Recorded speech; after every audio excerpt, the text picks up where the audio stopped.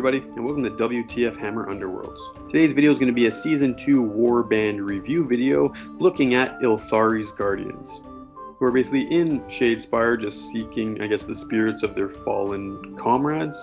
And anyway, what I'll be doing during this review is looking at this warband's fighter cards, their faction-specific cards, and then I'm going to be rating this warband and comparing them to other warbands that I've rated thus far to see how they fall into the mesh. So beginning with fighter cards, this warband has 4 fighters who all have a very interesting Inspire mechanic, which is basically that they get healed in some manner. Even if they don't actually have wounds removed from them, it would still qualify to satisfy their inspiration condition. So let's just take a closer look at their leader, who is Ylthari, who's a level 2 wizard, who has an okay melee attack with 2 hammers, 2 damage. But like most fighters who have a spell attack action, will be mostly relying on her spell attack action, which is a 3 range attack that relies on focus and does 1 damage uninspired, eventually going to 2 when she is inspired. Has good movement, going from 4 to 5 movement. Good defense as well with 2 dodge, but low wounds for a leader, having only 3 wounds. But also has a special ability, which is something that's interesting about this warband, where they all have these special kind of reaction abilities that are all unique. And in her case, what happens is whenever she rolls a crit on a casting roll, she heals. She removes a wound token, which would actually trigger to inspire her, and can actually undo the damage caused by rolling 2 crits in a casting roll. Next, there's Skahathale, who's pretty solid melee attacker. I mean, he's not the toughest. 1 shield defense, 3 wounds, 4 movement is good as well. Does 2 damage with 2 hammers when uninspired, going to 3 hammers and cleave when inspired, so very accurate in his melee attack, even though it doesn't do the most damage. And also has a cool reaction, where if he happened to have rolled a crit in his attack action, he can deal an additional damage that gets caused after the attack action. So definitely interesting, definitely some decent ability to put out damage with this unit. Next, there's Galligan of the Glade, who's very tough and durable unit. Has a reach attack, 2 range, 2 hammers, 2 damage, gaining knockback when he inspires, and also has a scything attack when he's inspired as well. Has 2 shield, as I mentioned, and 4 wounds. What makes him especially, I'd say, tough, although mostly just acts as a deterrent for people who want to attack him, is that if ever he rolls a crit in his defense roll, the attacker suffers 1 damage, which is nice because it even applies against ranged attackers. And finally, we have Ainslane, the Revenant Archer, who has very good range with her bow, going from 3 range to 4 range when inspired, and actually landing on Smash instead of Fury, which is rare for a ranged attack. Gets 2 dodge inspired, 3 wounds, also not the most tough, but has an interesting reaction, whereas if she takes someone out of action with her bow, she can get another shot off for free. So that does it for this warband. Only 4 units. Pros being that they have a spellcaster, Ylthari, ranged attack actions. They have 2 guys who can attack from range. Special reaction abilities, which are very interesting. They have a couple special combat abilities, that being knockback and cleave for certain inspired units. Generally good defense, even better when inspired. Good movement, decent accuracy, and medium model number, which means they have enough models to have no wasted activation. So it's a pretty solid number to have 4 units. Cons being that they have a difficult inspire mechanic where you need to cater your power deck with healing cards in order to really assure that your units can get inspired. They also have generally low wounds, with only Galligan having 4 wounds. Even the leader has 3 wounds. And they also do unexceptional damage. 2 is the highest as far as the fighter cards are concerned. And that does it for the fighter cards. Now let's take a closer look at this warband by checking out their objective cards. Starting with the Surge cards, we have Avatar of Vengeance, worth 1 glory point. Score this immediately if there is only 1 surviving friendly fighter after an activation. I'm giving this a D, because I don't see much benefit in catering your deck towards having your units get taken out of action. Lithe Spirits. Score this immediately if your warband makes its second or subsequent reaction in this phase, worth 1 glory. I'm giving this an A because all these units have special reaction abilities on their fighter card, and that's not to say that you're not going to put any extra reaction-related cards in your power deck. Song of Hatred. Score this immediately if your warband successfully casts their second or subsequent spell in this phase, worth 1 glory. I'm giving this an A as well because Ylthari has a spell attack action, so it's not so difficult to pull off. We got Strike Swiftly. Score this immediately if a friendly fighter takes an enemy fighter out of action with a charge action. I'll give this a B because it's pretty good, but with the relatively low damage output, you might have to dedicate 2 attacks to taking someone out this way, which means if you draw this in the first round, there's no guarantee you're going to pull it off. And now as far as scoring the end phase cards are concerned, we're going to start with Domain Denied, worth 1 glory point. Score this in an end phase if no enemy fighters are holding objectives. I'm going to give this a B because it's pretty reasonable to pull this off, especially with cards like Mischievous Spirits. But it really depends on the type of warband that you're fighting, and it's only worth 1 in an end phase. Glade's Last Hope. Score this in an end phase if at least 3 wound tokens were removed from the fighter cards of friendly fighters in the preceding action phase, worth 1 glory. I'm giving this a C because it's just hard to do. Requires that your guys be injured fairly heavily, and then you have to be able to heal 3 wounds, which is a pretty substantial amount. Reclaim the Lamentiri. Score this in an end phase if you hold all the objectives in at least 1 player's territory, worth 2 glory. I'm gonna give this an S because it's a very nice card, especially since this warband can eliminate objective tokens. It's pretty easy to just plop 1 or 2 in your area, destroy 1, then just hold 1 in your own territory and get 2 glory in an end phase for it. Show No Mercy. Score this in an end phase if 3 or more enemy fighters are out of action, worth 1 glory. I'm giving this a D because this warband doesn't really excel in taking units out of action, and there's no guarantee that you're going to be fighting a high unit warband where it would be easier to take out the units. And finally, for the score in the end phase cards, there's Vengeful Revenants. Score this in an end phase if at least 1 friendly fighter is out of action, and at least twice as many enemy fighters as friendly fighters are out of action, worth 2 glory points. So I'm giving this a C because it's possible to pull off, but it really depends on how the exchanges are going, which relies on a lot of dice rolls. And finally, we have the score in the third end phase card, which is Glade's Pride, worth 3 glory. Score this in the third end phase if no friendly fighter is out of action. I'm giving this a D as I have done so with other warbands with similar cards, because it's very unlikely that none of your guys are going to get taken out of action, especially since only one of your units has 4 wounds and everybody else has fewer wounds than that. So that does it for the objective cards. And just to summarize here, they promote casting spells, healing, preventing enemy fighters from holding objectives yourselves, casting spells, taking enemy fighters out of action, having friendly fighters die, reacting, and surviving. So with those done, let's move on to this warband's power cards. Starting with ploys, we have Bitter Vengeance. The first attack action made by a friendly fighter in the next activation has +1 dice for each friendly fighter that is out of action. So I'm giving this a B, because, I mean, you could potentially get a +3 dice, but I mean, if you're in a situation where you only have 1 unit left, you're probably not doing so well in this game. Healing Amphora. Choose a friendly Galagan or a friendly fighter who's adjacent to a friendly Galagan and roll a defense dice. On a roll of block or crit, remove up to 2 wound tokens from that fighter's fighter card. Otherwise, remove up to 1 wound token from that fighter's fighter card. So it's basically a healing potion, but restricted sort of to Galagan. So I'm giving this a B because it is nice. It'd be a bit nicer if it wasn't restricted to Galagan, but it does also cause your warband's units to inspire, which is nice. Could be worth an A. Last Guardians. Choose a friendly fighter that does not have a guard token. Place a guard token next to them. So I'm giving this a B because guard tokens are nice, but not an overpowering card by any means. Leech Power. Play this only if a friendly Ylthari is holding an objective. Remove that objective from the battlefield and remove up to 1 wound token from Ylthari's fighter card. So I think it's a nice card. I'm giving it an A. Allow them to destroy an objective so they can gear their objective cards towards that kind of a play style. Also heals Ylthari in the process, which inspires her. Mesmerizing Gaze. Choose an enemy fighter adjacent to a friendly fighter and choose 1. Remove the enemy fighter's guard token or place a move token next to the enemy fighter.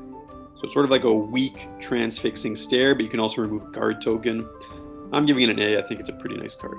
Revenant Rage. The first attack action in the next activation has +1 dice. I'm ranking it the same as Bitter Vengeance. I typically give these +1 die cards a B. Bitter Vengeance I had also given a B because it has a range of 0 to 3 dice, depending on how many units you have left. Anyway, I'm giving this a B.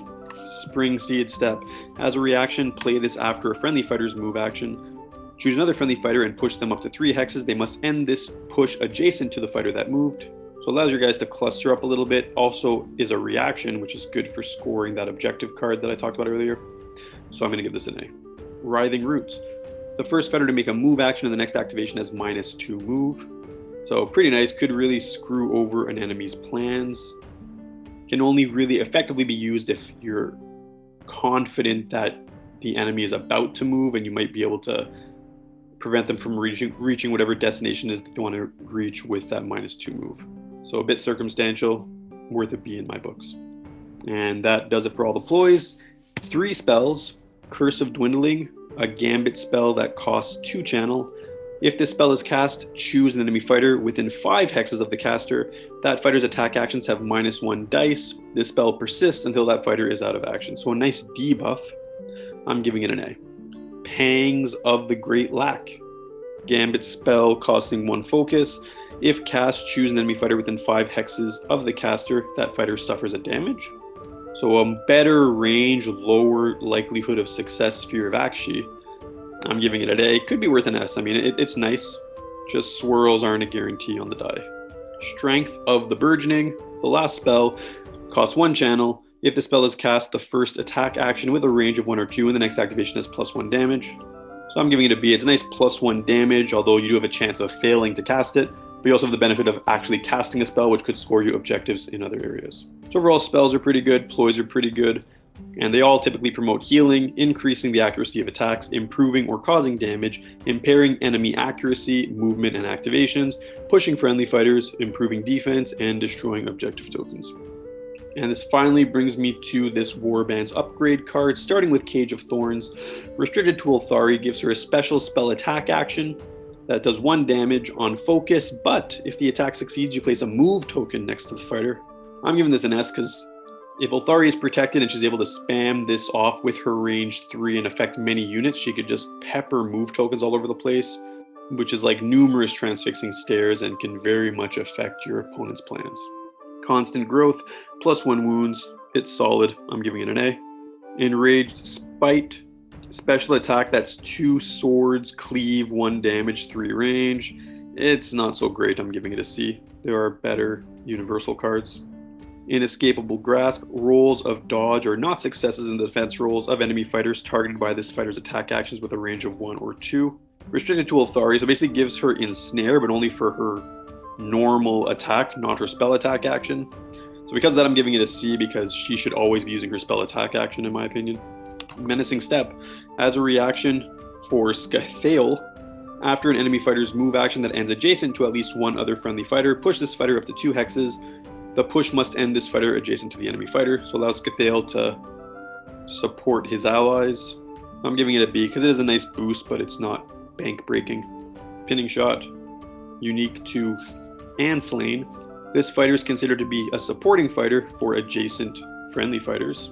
So similar to a card that the Farstriders have, I'm giving it a B because support is nice but requires some complex positioning.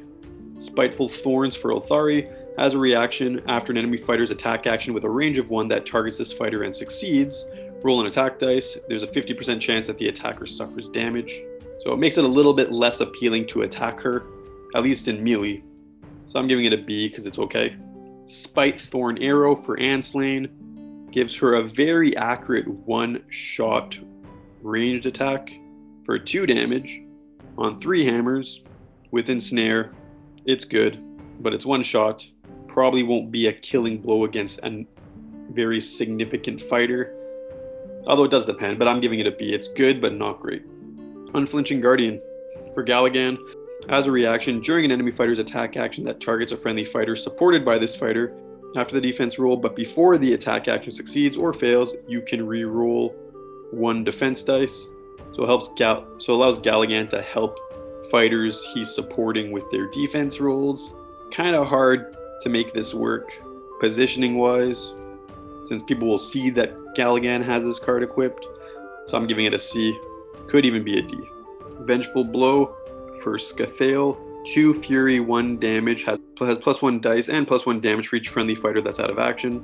So if you plan to preserve Scathael at the cost of your other friendly units, you could have 5 swords, 4 damage, which is very nice, but has a very high cost associated with it. I'm giving it a B. And finally, we have Warding Stance, which gives a +1 defense to Galligan, which is actually pretty nice. I'm giving it a B. It could be worth an A because 3 shield and then any crit rolls do damage to the enemy would make him a very intimidating defensive force. Yeah, so I gave it a B. It could be worth an A. I like this card. And that does it for all of my rankings of cards. Upgrades typically promote impairing enemy activations, increasing attack accuracy, pushing friendly fighters, increasing wounds, causing damage, supporting, inhibiting enemy actions, improving defense, and upgrading weapons in a way that's actually pretty useful. And this is my overall view of all of this Warband's faction-specific cards. As you can see, they actually have pretty decent cards. I mean, not a lot that I would say are garbage. Most, at least as far as the gambits and upgrades are concerned, falls somewhere in the middle. Good gambits in general. A couple likely to include upgrades. A few objectives that are very good. I mean, obviously you're going to be supplementing this deck as you do with any other deck with many universal cards, but there definitely are some good options here. And that does it. So overview this warband and rate them. So first point is that this warband has low wounds, typically. I mean, even the leader has only 3 wounds, which is pretty pathetic. However, they do inspire based on healing, which does promote recovering some of these wounds, although it does require investment in terms of the power cards you put into your deck. And they're also rewarded for dying somewhat because they do have power cards and objective cards that I guess are triggered based on having low amount of units left. So it sort of counterbalances, although not completely. These guys are difficult to inspire, but they do have objective cards and power cards that pertain to healing. However, those objective cards and power cards are certainly not excellent, so this is definitely a flaw in their game. Their cards promote a versatile gameplay style, but they do not excel in any particular area. I mean, they're okay at holding objectives. I mean, they do have Reclaim the Lamentiri, which is nice. They do have some cards for taking units out of action, but they're not the most powerful aggressive warband. So like I said, kind of versatile, but not excellent in any particular category. Definitely hard to make a deck around this warband, I've found. And finally, they have many mechanics to impair enemy actions, which is nice, especially since it means that they don't necessarily need to score a lot of glory points to win, because you can impede the enemy and prevent them from raking in glory, and then potentially just win with a smaller number than other warbands would typically aim for. So, I mean, definitely some pros and cons here. When I look at this whole warband, I've decided to rank them as a B. And in the larger scheme of things, this is where I put them in the grid. I definitely rank them as a B, as I mentioned, but I do believe that Sepulchral Guard and Spikeclaw's Swarm are superior to them, that they are more versatile, that they have better mechanics. Although I do think Ylthari's Guardians are not weak by any means, I do put them ahead of Garrick's Reavers, and certainly ahead of Magors, who I think are a pretty low-ranked B. So anyway, this is my picture so far. Maybe you guys agree, maybe you guys don't agree, but this is just how I see things. So that does it for this video. If you have any thoughts or suggestions, please comment below. Please like and subscribe if you enjoyed this video and want to be notified of more videos that I'll be making. And in the description, I'm going to be posting a link to a balancing video where I'm going to be making recommendations as to how Games Workshop could tweak Ylthari's Guardians to make them more competitive, to really kind of center them into that A tier category, which is what I've been trying to do in all my balancing videos. So I thank you again for watching and have a nice day.